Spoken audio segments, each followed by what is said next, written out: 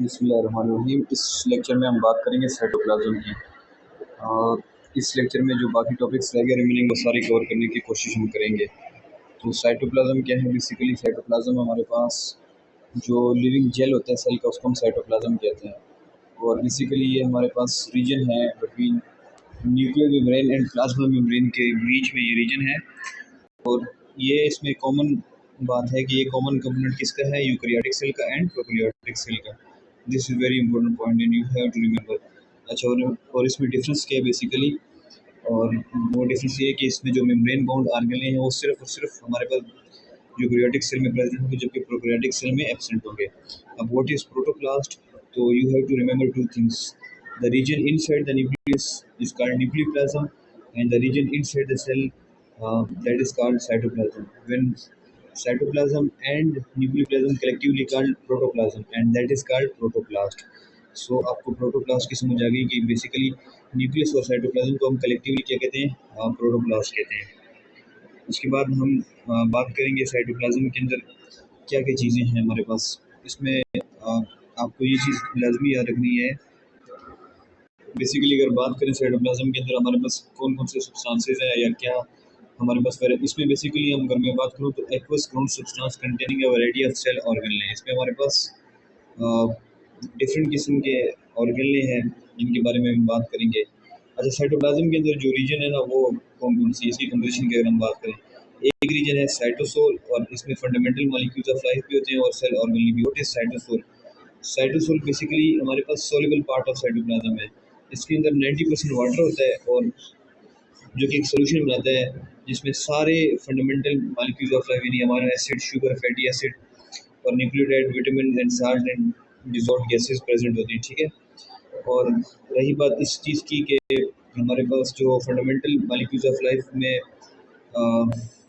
जैसे सब इन ये जो लिखा हुआ है कि some of them are in ionic form, इनमें से कुछ आयोनिक फॉर्म में होते हैं।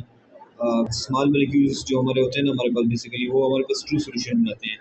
अच्छा, स्मॉल मॉलिक्यूल्स कौन कौन से होते हैं? लाइक इसमें जो बेसिक यूनिट्स हैं ना उनकी बात की जाती है। अमीनो एसिड ये स्मॉल यूनिट है, ये हमारे पास ट्रू सोल्यूशन बनाते हैं। लेकिन जब इनके लार्ज मॉलिक्यूल्स होते हैं ना वो कोलाइडल सोल्यूशन बनाते हैं।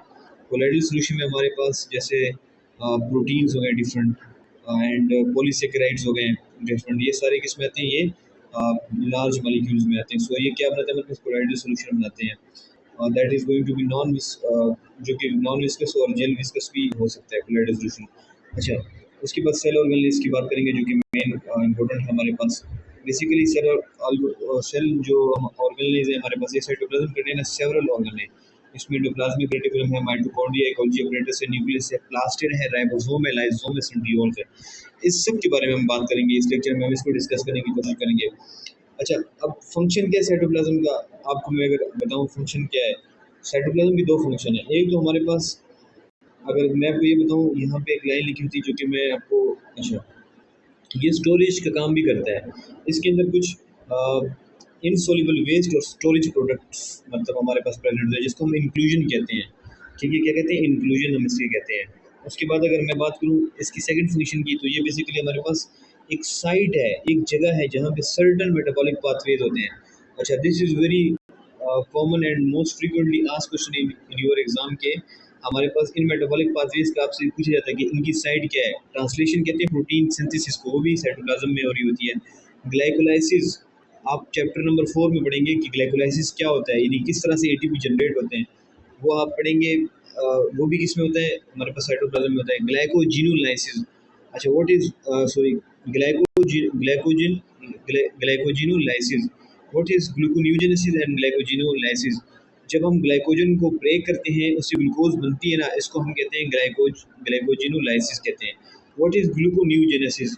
ग्लू मतलब हमने सिंथेसाइज करना है ग्लूकोज को from other than carbohydrate. Carbohydrate के अलावा किसी और चीज़ से हमने ग्लूकोज को मतलब बनाना है। लाइक हम प्रोटीन से बना सकते हैं, फैट से बना सकते हैं, इसको हम कहते हैं ग्लूकोन्यूजेनेसिस कहते हैं। सो आपको ये इनमें डिफरेंस पता होना चाहिए। ये सारे कहाँ पे होते हैं? हमारे पास साइटोप्लाज्म में होते हैं। अच्छा, सेल ऑर्गेनेल्स की अगर हम बात करेंगे, आपने क्या याद रखना है कि कौन सा से ये बहुत मतलब फ्रीक्वेंटली अगर कोई क्वेश्चन आपसे बन सकता है तो यही से बन सकता है। नॉन मेम्ब्रेनियस कौन से राइबोसोम है, सेंट्रियोल्स है, माइक्रोट्यूब्यूल्स है। सिंगल मेम्ब्रेन कौन से एंडोप्लाज्मिक रेटिकुलम है, गोल्गी अपरेटस है, लाइसोसोम है, ग्लाइऑक्सिसोम, अपर ऑक्सिसोम, वैक्यूल्स है। ये टेबल बहुत ही उसने मतलब एक अच्छे अंदाज में इसको कवर करने की कोशिश की और इसको अपने नोट डाउन करना है। डबल मेम्ब्रेन कौन से, माइटोकॉन्ड्रिया, प्लास्टिड एंड न्यूक्लियस। और इससे मोस्ट फ्रीक्वेंटली यहाँ से क्वेश्चन आता है कि कौन सा सिंगल मतलब मेम्ब्रेनियस है और कुछ नॉन मेम्ब्रेनियस होते हैं। सो ये क्वेश्चन इस तरह नहीं आएगा, ये आएगा कि मतलब which of the following is non membranous that is going to present in prokaryotic cell. अच्छा, आपको एक मजे की बात बताऊं, एक डबल मेम्ब्रेन स्ट्रक्चर है जो कि न्यूक्लियस है, इसके अंदर एक नॉन मेम्ब्रेन स्ट्रक्चर प्रेजेंट है, इसको हम न्यूक्लियोलस कहते हैं। उसके बाद भी हम मतलब न्यूक्लियस के जो टॉपिक डिस्कस करेंगे उसमें हम करेंगे। अच्छा, discovery is not so important, so आप स्किप भी कर सकते हैं। सबसे पहले ऑर्गेनेल जो है हमारे पास वो राइबोसोम है। राइबोसोम को क्या कहते हैं, इसको प्रोटीन फैक्ट्री भी कहते हैं, इसको इंजन। राइबोसोम हमारे पास क्या होता है, यहाँ पे प्रोटीन सिंथेसिस होती है। क्या होती है प्रोटीन सिंथेसिस, इसको हम क्या कहते हैं, प्रोटीन फैक्ट्री कहते हैं। इसको इंजन ऑफ द सेल भी कहा जाता है, इंजन ऑफ द सेल, ठीक है। ये बेसिकली हमारे पास नॉन मेम्ब्रेनियस स्फेरिकल स्ट्रक्चर होते हैं जो eukaryotic as well as prokaryotic cell में प्रेजेंट होते हैं। आपने ये बात याद रखनी है। इसकी केमिकल कंपोजिशन की मैं बात करूं तो राइबोसोम को हम राइबो न्यूक्लियोप्रोटीन कहते हैं, यानी इसमें एक आरएनए होता है और एक प्रोटीन होता है। अच्छा, in almost equal proportion MCQs आते हैं कि राइबोसोम में आरएनए और प्रोटीन की जो अमाउंट है या क्वांटिटी वो कितनी होती है, आपने याद रखनी है। इसका एमसीक्यू हमेशा बन के आता है 1:50, 1:60, तो इसकी रेशो होती है 1:1।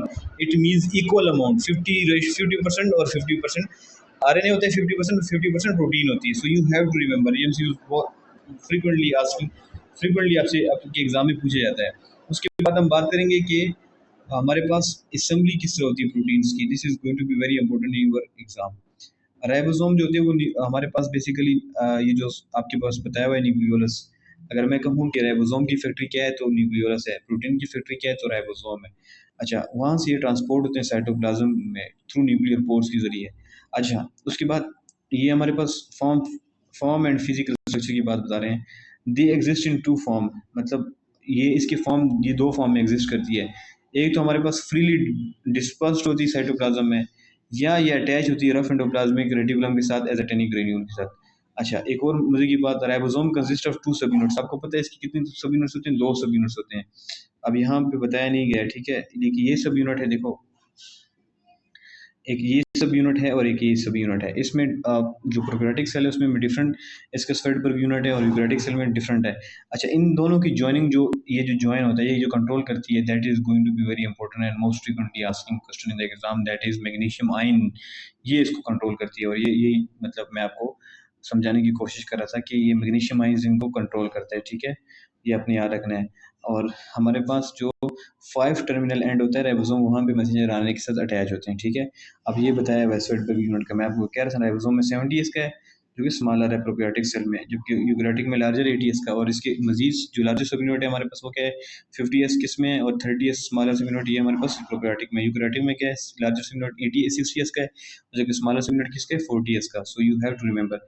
अच्छा, ये इंपॉर्टेंट बात है, राइबोसोम का फंक्शन क्या होता है, बेसिकली प्रोटीन बनाना होता है। इसमें क्या काम होता है, इसका प्रोटीन सिंथेसिस होता है with the help of messenger RNA.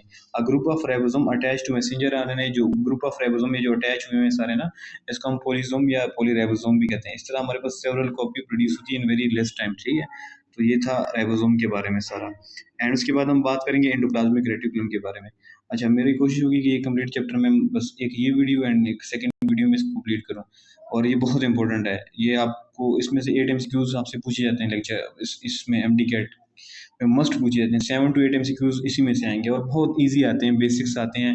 आप जिससे भी पूछो सीनियर से कि आप हाँ, जो अकेडमीज़ होती है वो हमें बहुत मुश्किल चीज़ें कराती है। मैंने खुद भी तैयारी की थी तो उस टाइम पे बहुत मुश्किल कराया था, लेकिन आया था बेसिक्स। सो आपको अपने बेसिक्स को पॉलिश करना है, उन पे अच्छे से काम करना है, तभी आपके अच्छे मार्क्स आएंगे। और मुझे अभी भी याद है कि एक आसान से एमसीक्यूज मैंने गलत किया था, तो मुझे सर ने कहा था कि आप इधर आओ। उन्होंने कहा था कि देखो आसान एमसीक्यूज जो 3 थे वो आपने गलत किए, जबकि मुश्किल एमसीक्यूज वो मैंने ठीक किया था। तो सर ने कहा आपने बेसिक कॉन्सेप्ट पे मतलब काम करना है, तो वो बात मुझे अभी भी याद है, आज से 4-5 साल पहले की बात है। सो अच्छा, उसके बाद हम बात करेंगे एंडोप्लाज्मिक रेटिकुलम की। अच्छा, इसमें बस आपने ये याद रखना है कि ये हमारे पास इंटरकनेक्टेड चैनल्स होती है, जैसे आपको ये नज़र आ रहा है सारा ना, और ये स्प्रेड होती है हमारे पास सेल मेम्ब्रेन से न्यूक्लियर मेम्ब्रेन तक, ठीक है। इसको हम कहते हैं एंडोप्लाज्मिक रेटिकुलम कहते हैं, ठीक है। और ये भी आपने याद रखना है कि बेसिकली जो रफ एंडोप्लाज्मिक रेटिकुलम होता है ना हमारे पास वो जिसमें राइबोसोम्स ये अटैच आपको नज़र आ रहे हैं, ये न्यूक्लियस की तरफ होता है। जो स्मूथ एंडोप्लाज्मिक रेटिकुलम होता है जो ये है, ये हमारे पास साइटोप्लाज्म की तरफ होता है।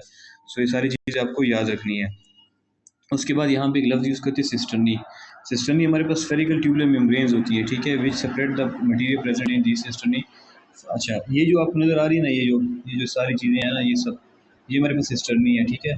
अच्छा, अब यहाँ पे एक इम्पोर्टेंट और मोस्ट इम्पोर्टेंट एमसीक्यूज़ है। अच्छा, ये जो बुक है ना, जो जिसे मैं पढ़ा रहा हूँ, इसमें सारी चीज़ें कवर की है, हर एक प्रोविंस की बुक को टच किया है।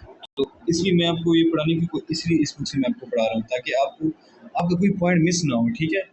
और ये चीज़ है कि आप देखो यहाँ पे बताया हुआ है कि स्केलेटल मसल हमारे पास और कार्डियक मसल में इसमें मॉडिफाइड फॉर्म होती है स्मूथ एंडोप्लाज्मिक रेटिकुलम, इसको हम कहते हैं सार्कोप्लाज्मिक रेटिकुलम। इसका सिर्फ एक ही फंक्शन है जो कि स्पेशलाइज्ड है। वो क्या है? स्पेशलाइज्ड फंक्शन है, वो है ये कैल्शियम को स्टोर करते हैं अपने ल्यूमन में। जब उसकी कंट्रैक्शन की जरूरत होती है तो कैल्शियम को रिलीज करता है। अच्छा, if many ribosome are attached on the small parallel cisternae of endoplasmic reticulum, then it is called अच्छा, ये लगा हुआ है एर्गोस्टोप्लाज्म। ये क्या होता है ये आपको याद रखना है। जब बहुत सारे राइबोसोम अटैच हो जाए ना हमारे पास एक small parallel cisternae of rough endoplasmic reticulum को, उसको हम एर्गोस्टोप्लाज्म का नाम देते हैं। ये आपने याद रखना है, ठीक है। This is very important. ये टर्म न्यू थी तो आपको ये याद रखनी है, ठीक है। अच्छा अच्छा, और ये भी याद रखना है, आपको पता है निजल ग्रेन्यूल्स आपने बॉडीज पढ़ी होगी ना, जो नर्व सेल होता है या न्यूरॉन होता है उसके अंदर जो हमारे पास जो ये जो रफ एंडोप्लाज्मिक रेटिकुलम है, इसको हम निजल ग्रेन्यूल्स भी कहते हैं या निजल बॉडी निजल बॉडीज भी कहा जाता है। सो ये आपने याद रखना है। अच्छा, इसके दो टाइप्स है जो मैं बता चुका हूँ। अब इसके हम मॉर्फोलॉजिकल डिफरेंस की बात करेंगे कि इसमें मॉर्फोलॉजिकल क्या डिफरेंस है। There are two morphological forms endoplasmic reticulum की, एक रफ है एक स्मूथ है। स्मूथ स्मूथ क्यों है और रफ रफ क्यों है? सिंपल सी बात है, रफ इसलिए रफ एंडोप्लाज्मिक रेटिकुलम कहते हैं कि उसके पास राइबोसोम अटैच होते हैं अपनी सरफेस पे, जबकि स्मूथ भी कोई राइबोसोम्स अटैच नहीं होते, ठीक है ना। और rough endoplasmic reticulum is directly connected with the outer nuclear membrane. ये बात मैं आपको बता चुका हूँ। स्मूथ जो होता है वो साइटोप्लाज्म मेम्ब्रेन, उसकी साइटोप्लाज्म की या आप कह लें प्लाज्मिक मेम्ब्रेन की तरफ होता है। और स्टेबिलिटी किसकी ज़्यादा होगी? More stable structure. देखिए मैं आपको बताता हूँ ये स्टेबिलिटी किसकी बेस पे, ये इस बेस पे है ना कि जो जब सेल के अंदर किसी चीज़ ने एंटर करना होता है तो सबसे पहले कौन उसको फेस करेगा? उसको सबसे पहले फेस करेगा स्मूथ एंडोप्लाज्मिक रेटिकुलम, तो इसलिए वो स्टेबल नहीं है। जबकि रफ एंडोप्लाज्मिक रेटिकुलम तो न्यूक्लियस की तरफ है ना, वो तो इनसाइड है। आउटसाइड क्या है? वो हमारे पास स्मूथ है। तो इसलिए क्या है कि मोर स्टेबल हमारे पास रफ है, जबकि लेस स्टेबल क्या है? स्मूथ एंडोप्लाज्मिक रेटिकुलम है। उसके बाद कंपोजिशन की बात की तो वेजिकुलर सिस्टम नहीं होती, उसमें ट्यूबुलर सिस्टम नहीं होती है। अच्छा, रिलेटिव अबंडेंस की बात करें तो हमारे पास रफ एंडोप्लाज्मिक रेटिकुलम वहाँ पे ज़्यादा होगा जो कि हमारे पास ऐसे सेल्स हैं, टिश्यू ऑर्गन है जहाँ पे प्रोटीन सिंथेसिस की ज़्यादा जरूरत है, जैसे मसल सेल है। स्मूथ एंडोप्लाज्मिक रेटिकुलम हमारे पास उन सेल में ज़्यादा होगा जहाँ पे डिटॉक्सिफिकेशन होती है, लाइक ए लीवर। ये मैं आपको बताऊंगा कि इसके फंक्शन की बेस पे। अच्छा, आगे बताया हुआ है हमारे पास, ठीक है। अब एग्जांपल ऑफ टिश्यूज़ की इसमें तो ठीक है, ये जो फंक्शन है ना इसकी हम बात करते हैं बेसिकली ना। अच्छा, ये जो एग्जांपल्स बताइए ना, ये liver, pancreas and goblet cells, ये इन्होंने यहाँ पे मिस्टेक्स की है। तो ये यहाँ पे ये मिस्टेक है बुक में, ठीक है। तो मैं आपको बता रहा हूँ कि ये आपने याद नहीं करना इस तरह से। अच्छा, ये यहाँ पे है जो मैंने एरो लगाया ना, लीवर, पेनक्रियाज, गॉबलेट सेल, ये हमारे पास स्मूथ एंडोप्लाज्मिक रेटिकुलम। ये यहाँ पे स्मूथ एंडोप्लाज्मिक रेटिकुलम इन सेल में ज़्यादा होगा, जबकि एडिपोज टिश्यू और मसल सेल में कौन ज़्यादा होगा? हमारे पास रफ एंडोप्लाज्मिक रेटिकुलम ज़्यादा होगा, ठीक है। तो ये अपनी करेक्शन याद रखनी है। अच्छा, उसके बाद अगर मैं फंक्शंस की बात करूँ तो फंक्शंस आपको पता है, रफ एंडोप्लाज्मिक रेटिकुलम के पास राइबोसोम होते हैं तो प्रोटीन सिंथेसिस का काम करते हैं। अच्छा, सपोर्ट दोनों प्रोवाइड करते हैं। अच्छा, यहाँ पे डिटॉक्सिफिकेशन है, मेटाबॉलिज्म है और ट्रांसमिशन ऑफ इम्पल्सेस है, ये स्मूथ एंडोप्लाज्मिक रेटिकुलम बनाता है, हमारे पास करता है, इसमें रोल प्ले करता है। तो आपके पास सवाल आ सकता है कि नर्व इम्पल्स ट्रांसमिशन जो होती है यानी न्यूरॉन सेल जो अपना मैसेज कन्वे करता है, तो उसमें कौन रोल प्ले करता है? वो हमारे पास smooth endoplasmic reticulum role play करता है। तो आपको ये चीज़ याद रखनी सही है। सो ये कुछ चीज़ थी। अच्छा, जनरल फंक्शन की बात की है, मैकेनिकल सपोर्ट दोनों प्रोवाइड करते हैं और ट्रांसपोर्ट ऑफ मटेरियल में ये लोग इन्वॉल्व होते हैं, ठीक है। और उसके बाद ये बताया है कि न्यूक्लियर मेम्ब्रेन जो हमारे पास सेल डिवीजन के दौरान बनती है तो ये बनाते हैं, ठीक है। और हमारे पास all membranous organelle except mitochondria and chloroplast are formed by endoplasmic reticulum. तो आपको ये पता होना चाहिए कि जितनी भी ऑर्गेनेल हैं वो एक्सेप्ट माइटोकॉन्ड्रिया एंड क्लोरोप्लास्ट के अलावा वो कौन बनाते हैं? एंडोप्लाज्मिक रेटिकुलम बनाते हैं, ठीक है। सो आपको ये चीज़ याद रहनी चाहिए, ठीक है। अच्छा, अब ये ज़रा बताया हुआ है आपके पास, सही है। Protein synthesis by different classes of cellular ribosome. अच्छा, मेम्ब्रेन फ्री राइबोसोम्स और endoplasmic reticulum membrane bound ribosomes. ये टेबल आप देख लो, पढ़ लो, ठीक है। इसमें कोई मसला हो तो मुझसे आप कमेंट सेक्शन में पूछ सकते हैं। इसमें और कुछ भी नहीं बताया हुआ है कि जो फ्री है ना हमारे पास, मैंने आपको बताया डिस्पर्स होंगे सेट वो फ्री मेम्ब्रेन फ्री राइबोसोम होंगे, वो हमारे पास ये क्लासेस ऑफ प्रोटीन बनाएंगे, यानी कि साइटोसोलिक प्रोटीन बनाएंगे, एक्सट्रिंसिक मेम्ब्रेन प्रोटीन बनाएंगे, एक्टिन है, स्पेक्ट्रन है। ये इतना हाई लेवल का क्वेश्चन आपसे नहीं आ सकता, लेकिन फिर भी एक दफ़ा इसको देख लो। जो हमारे पास प्लाज्मा मेम्ब्रेन प्रोटीन है, लाइसोसोमल है, एंडोप्लाज्मिक रेटिकुलम की प्रोटीन है, हमारे पास गोल्जी कॉम्प्लेक्स की प्रोटीन है, extrinsic membrane protein localized to extracellular यानी फाइब्रोनेक्टिन है, ये यानी एंडोप्लाज्मिक मेम्ब्रेन बाउंड जो राइबोसोम है वो बनाएंगे। अच्छा, उसके बाद अगर मैं बात करूँ गोल्जी अपरेटस की, ये जो ऑर्गेनेल है ना, ये बहुत ज़्यादा इंपॉर्टेंट है। आपको पता है इसको हम क्या कहते हैं? इसे हम कहते हैं फैक्ट्री, क्योंकि यहाँ पे चीज़ों ने सही सिंथेसाइज़ होना है और फिर इसको मॉडिफिकेशन के लिए हम आगे बेचते हैं। अच्छा, इसको हम बेसिकली सिंगल सिस्टर्नी, हम जो सैक होता है सिंगल सिस्टर्नल सैक, उसको हम गोल्जी बॉडी कहते हैं। अगर इसकी इसका पूरा अगर अब एक सिंगल सिस्टर्नी को हम गोल्जी बॉडी कहते हैं, जब गोल्जी बॉडी का कलेक्शन बनता है उसको हम गोल्जी अपरेटस कहते हैं। अच्छा, stack cisternae sex, stack of cisternae यानी गोल्जी ऑपरेटर्स के साथ अगर हम वेजिकल लगा लें तो ये गोल्जी कम्प्लेक्स बन जाएगा। सिंगल होगा तो गोल्जी बॉडी, जब ज़्यादा गोल्जी बॉडी होंगे तो गोल्जी ऑपरेटर्स, जब गोल्जी ऑपरेटर के साथ हम वेजिकल को मिला लेंगे तो ये गोल्जी कम्प्लेक्स बन जाएगा। प्लांट सेल में इसको डिक्टाइसोम कहते हैं। क्या कहते हैं? डिक्टाइसोम कहते हैं। You have to remember. और ये हमारे पास बेसिकली क्या करते हैं, वहाँ पे कंस्ट्रक्शन ऑफ सेल वॉल करता है। अच्छा, इसका स्ट्रक्चर बहुत इंपॉर्टेंट है, मोस्ट फ्रीक्वेंटली आस्किंग क्वेश्चन इसमें से आते हैं, ठीक है। ये बहुत ज़्यादा इसका स्ट्रक्चर इंपॉर्टेंट है। इसकी दो फेस है, एक सिस फेस है और एक हमारे पास ट्रांस फेस है। क्या कौन कौन सी फेसेज हैं इसकी? दो फेसेज हैं, एक सिस फेस है और एक हमारे पास बेसिकली ट्रांस फेस है। तो इसके बारे में आपको याद रखना है। अच्छा, सिस फेस के बारे में ना एक निमोनिक है, C P fox. C P fox. C से मुराद सी सिस फेस, पी से मुराद प्रोक्सिमल, एफ से मुराद फॉर्मिंग, और हमारे पास सी पी फोक्स, और हमारे पास जो है ओ से आउटर है और एक्स से ये क्या है, बेसिकली कन्वेक्स है। तो आपको ये याद रखना है, ठीक है। इसको हम सिस फेस कहते हैं और हमारे पास ये बेसिकली यहाँ पे बनते हैं, और ये बेसिकली फॉर्मिंग फेस है, ठीक है। इस ये देखो फॉर्मिंग फेस है। और दूसरा कौन सा है? Basically maturing face is inner face. अच्छा, सी बी फॉक्स और ये जो ट्रांस फेस को हम कहते हैं टी डी मिक्स कहते हैं। क्या कहते हैं? T D mix. टी से हमारे पास ट्रांस फेस है, एम से हमारे पास मेच्योरिंग फेस है, और डी से हमारे पास डिस्टल है, और हमारे पास आई से क्या इनर है, ट्रांसफेस इज इनर, एंड जो कि हमारे पास ये क्या होता है, ये कनकेव होता है। तो आपको ये याद रखनी है, ठीक है।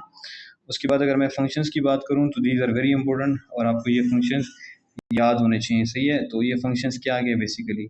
अच्छा, ये हम डिस्कस करते हैं यहाँ पे इसको।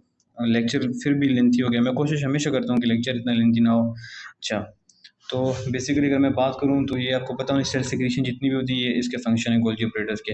ये बेसिकली मॉडिफिकेशन करते हैं मॉलिक्यूल्स के, ठीक है।